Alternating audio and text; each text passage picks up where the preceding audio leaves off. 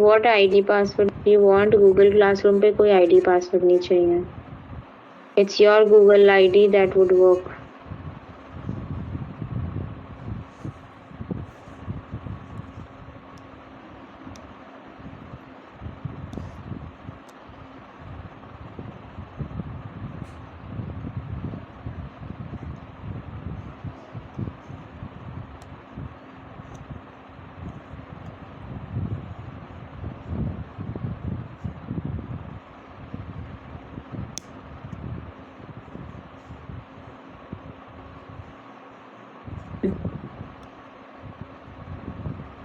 Yes, next we have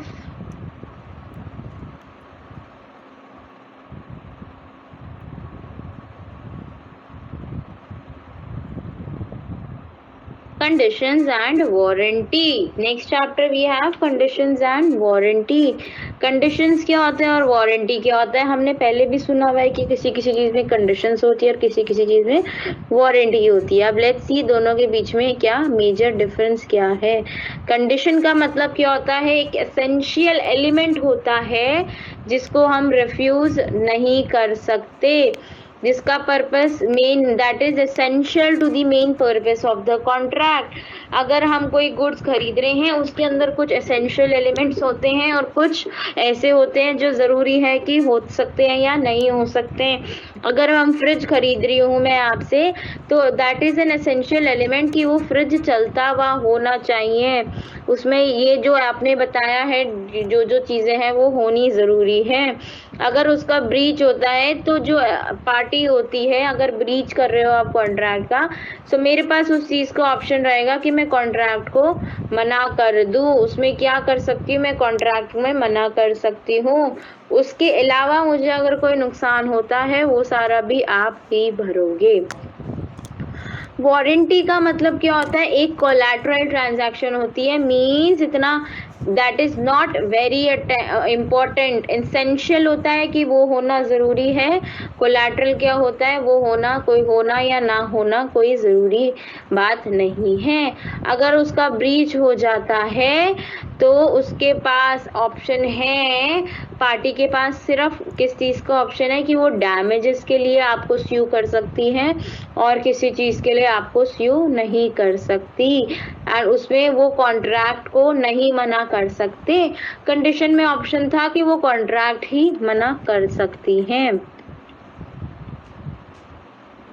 next conditions and warranties को अगर हम डिस्टिंग्विश करेंगे, इसका हम डिफरेंस देखेंगे. So let's see. सबसे पहले असेंशियल. What is condition? एक असेंशियल एलिमेंट होता है हमारे कॉन्ट्रैक्ट का. वेराज वारंटी क्या होता है? अलग होता है, कोलैटरल होता है to the main purpose for the account. अगर ब्रीच होती है कंडीशन में तो आपके पास क्या ऑप्शन है? बायर के पास या तो कौन है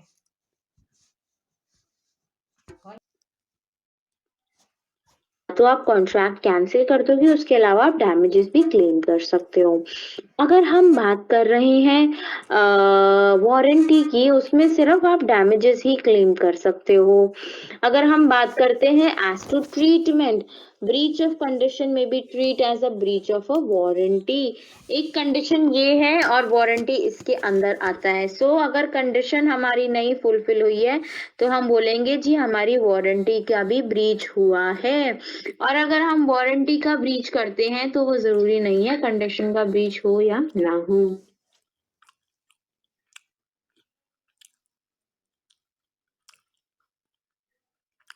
नेक्स्ट हमारे पास है सेक्शन 13. किस चीज में डील करता है? Where the breach of condition is also treated is to be treated as breach of warranty. जहाँ पे ऐसी कंडीशन फुल है कि जहाँ पे हम उसको ब्रीच ऑफ वारंटी भी ले रहे हैं.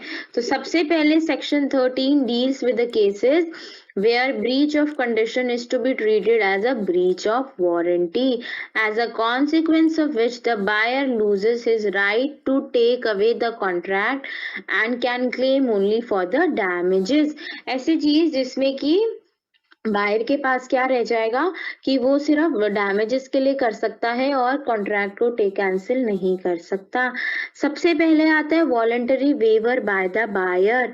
मैंने जो बायर था उसी ने बोल दिया चल छोड़, मैं कॉन्ट्रैक्ट को कैंसिल नहीं कर रहा, फ्रिज खराब है तो कोई बात नहीं, जो मुझे डैमेज हुआ वो कर दो और मेरा फ्रिज ठीक करवा दो, मैं आप कॉन्ट्रैक्ट कैंसिल मत करो। बायर ने जो मैंने आपको गुड्स दिए वो आपने गुड्स एक्सेप्ट कर लिए, सो ऑटोमेटिकली जो आपने गुड्स एक्सेप्ट कर लिए तो हम आपके पास जो कंडीशंस का ब्रीच करने का ऑप्शन होता है वो चला जाएगा।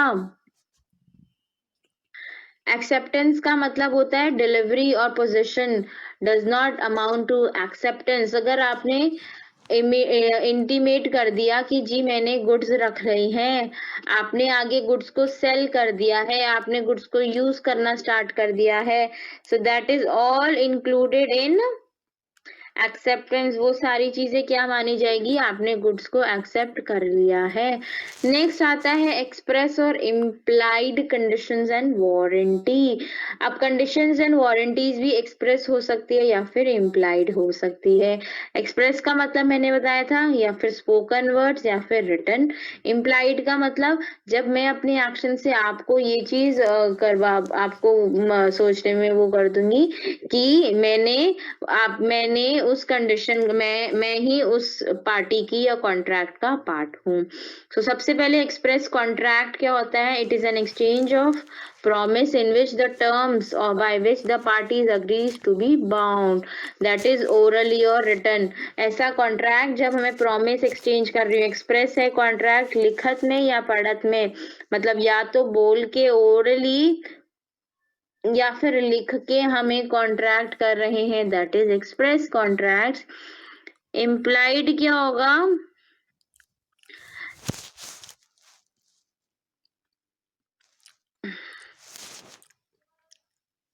इम्प्लाइड जिसमें मैं आपको ये मजबूर कर दूंगी या फिर मेरे एक्शंस आपको ये बताएंगे कि मैं उस कॉन्ट्रैक्ट का पार्ट हूँ।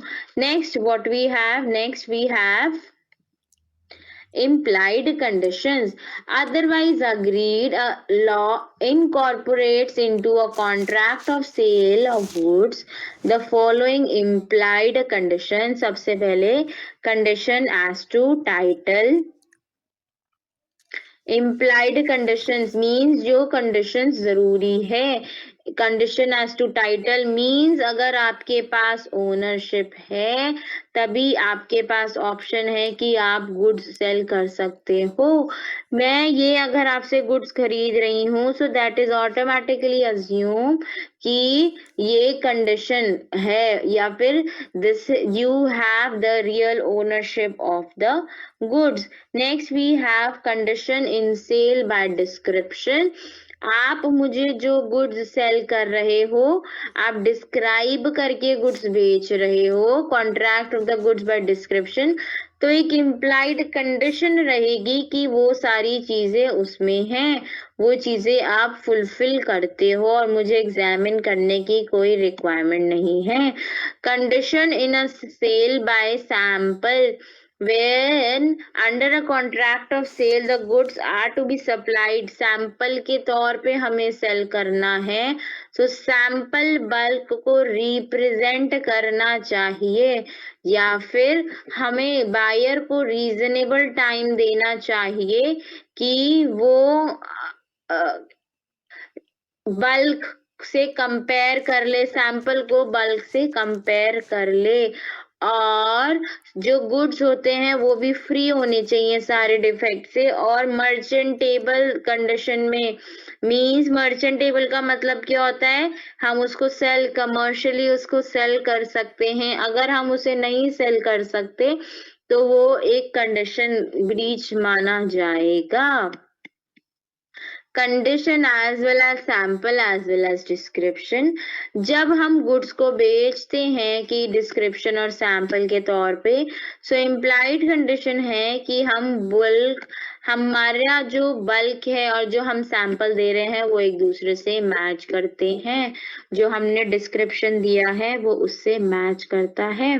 Next we have condition as to fitness and quality, जो हमारा सामान, जो the things that you are selling, that should be of good quality, आपकी उसकी क्वालिटी अच्छी होनी चाहिए।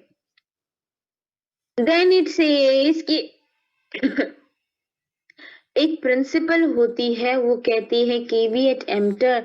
केविएट एम्प्टर का मतलब क्या होता है? Let the buyer beware. उसमें क्या होगा कि whatever the seller is selling, आपकी रिस्पॉन्सिबिलिटी बनती है कि आप गुड्स को देख कर परचेज करो। आपकी ही ये रिस्पॉन्सिबिलिटी है कि whatever things you are buying should be your responsibility. आप गुड्स को खरीद के, मतलब देख के फिर खरीदो। Next condition as to merchantability, इसका मतलब क्या होता है कि कमर्शियली एक्सेप्टेड क्वालिटी का होना चाहिए। मीन्स हम उसे कमर्शियली एक्सेप्ट करेंगे तो वो कंडीशन मानी जाएगी। कंडीशन एज टू होलसमनेस की मीन्स वॉट एवर गुड्स हम सेल कर रहे हैं that should be good for human consumption, fit होना चाहिए ह्यूमन कंजम्पशन के लिए।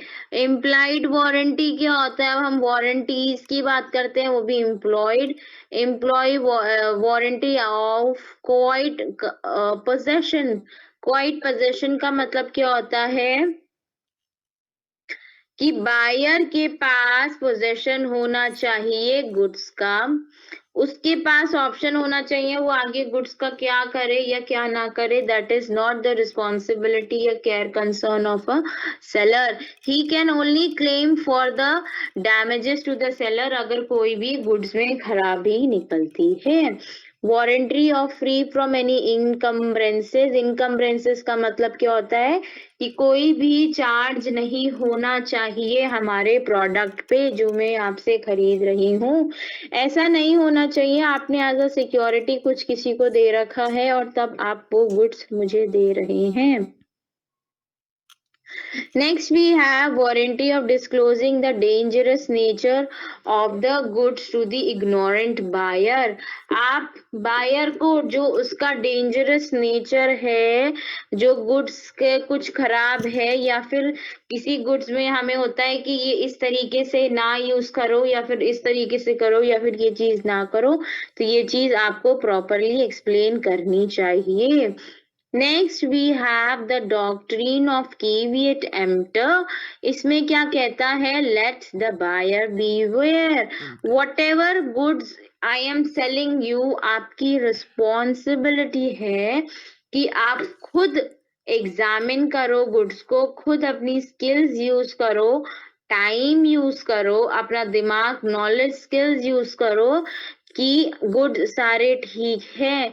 अगर खराब निकलता है तो आपकी मिस्टेक मानी जाएगी।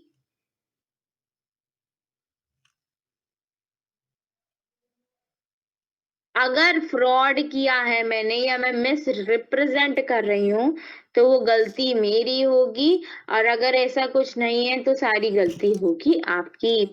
ए purchases a horse from B. A needed the horse for riding, but he did not mention this fact to B. This horse is not suitable for riding, but is suitable for only being driven in the carriage. So caveat emptor rule implied A neither rejected the horse nor claim for any compensation from B. जब मैंने goods खरीदा मैंने आपको बताया नहीं मुझे किस purpose के लिए चाहिए, so what ever purpose was, मैंने वो पर्पस नहीं बताया और उस पर्पस के लिए वो गुड्स था भी नहीं, तो वो गलती मेरी मानी जाएगी। अब कुछ एक्सेप्शंस हैं इस रूल के। सबसे पहला है कि आपके पास ऑप्शन होगा, अगर मैं मिस रिप्रेजेंट करती हूँ आपके पास ऑप्शन होगा कि आप कॉन्ट्रैक्ट को कैंसिल कर दे। That is called you the contract would become voidable.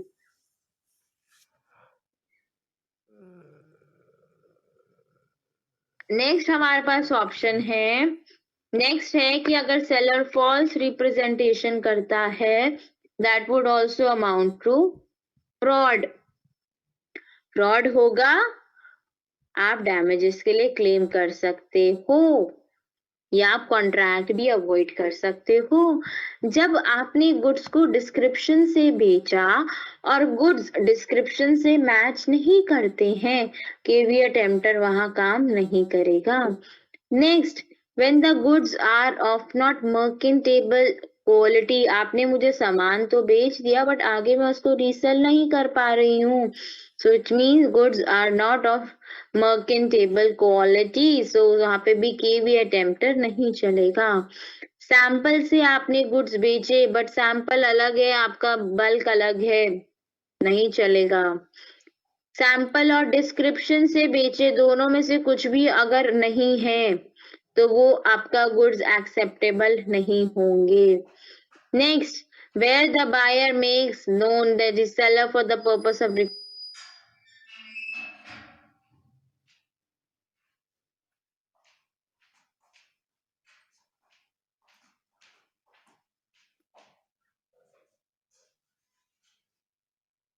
कितना टाइम हो गया मुझे वो दवाई पीनी नहीं है।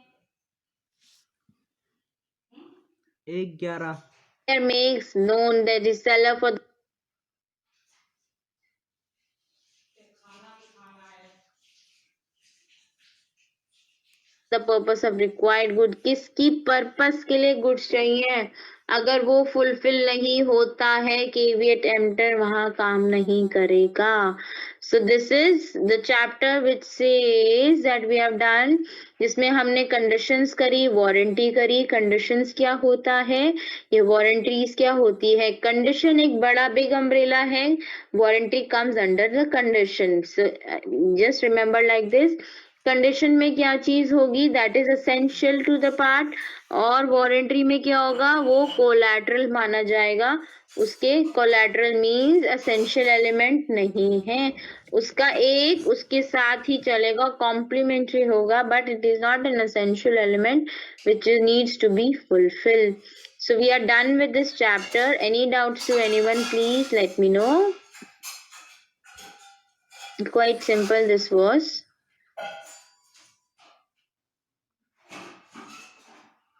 एग्जीक्यूटरी का मतलब क्या होता है, जब एक जने ने, एक पार्टी ने कॉन्ट्रैक्ट को फुलफिल नहीं किया है। Google Classroom, you go to Google Classroom and there would be an option of joining a class. Add your code डालिए और उसको ज्वाइन कीजिए। कंटिंजेंट गुड क्या होते हैं, कंटिंजेंट गुड क्या होते हैं, जो आगे फ्यूचर में, मैंने बोला मेरे ग्राउंड पे एप्पल्स आएंगे, ट्रीज पे एप्पल्स आएंगे तो मैं आपको दूंगी। सो वो कंटिंजेंट है, मुझे नहीं पता वो आएंगे नहीं आएंगे या कितने आएंगे। Yes, that is all. सारे पीडीएफ सिलेबस का पार्ट है।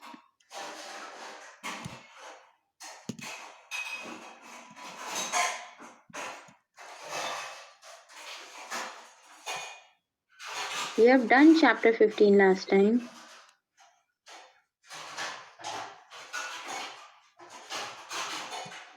What is the doubt, Nishant? Important, what important concept you want to know? I have done all entire, I'm doing the entire chapter. Void का मतलब क्या होता है कि जब कॉन्ट्रैक्ट इनवैलिड हो जाता है, आपके एसेंशियल एलिमेंट्स ही नहीं है कॉन्ट्रैक्ट में, कंसिडरेशन नहीं है या फिर फ्री कंसेंट नहीं है, it can be any of the thing कि कोई चीज मिसिंग है। तो अगर जो भी मिसिंग है, अगर स्टार्टिंग से ही ऐसा होता है, फ्रॉड किया है या मिसरिप्रेजेंट